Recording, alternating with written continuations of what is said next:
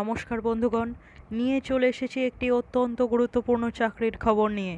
Government of West Bengal, office of the district magistrate and collector Hooghly, যেখানে bench clerk, lower division clerk cum typist, orderly এবং night গার্ডের জন্য নিয়োগ করা হচ্ছে। বেঞ্চ ক্লার্কের জন্য যোগ্যতা চেয়েছে হায়ার সেকেন্ডারি পাস।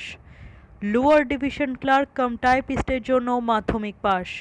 অর্ডারলির জন্য ক্লাস 8 পাস এবং নাইট গার্ডের জন্য ক্লাস 8 পাস। 21 থেকে 40 বছর পর্যন্ত ক্যান্ডিডেটরা এখানে আবেদন করতে পারবেন। নারী ও পুরুষ উভয়ই আবেদন করতে পারবেন। বেঞ্চ ক্লার্কের জন্য মাসিক মাইনা শুরু হচ্ছে 14,700 টাকা থেকে। লোয়ার ডিভিশন ক্লার্ক কাম টাইপিস্টদের জন্য 11,880 টাকা থেকে শুরু হচ্ছে। অর্ডারলিদের জন্য 7,000 টাকা এবং নাইট গার্ডের জন্য 7,000 টাকা। 25/7/2022 থেকে, মানে আজকে থেকেই আবেদন শুরু হয়ে গেছে, চলবে 9/8/2022 রাত 12টা পর্যন্ত।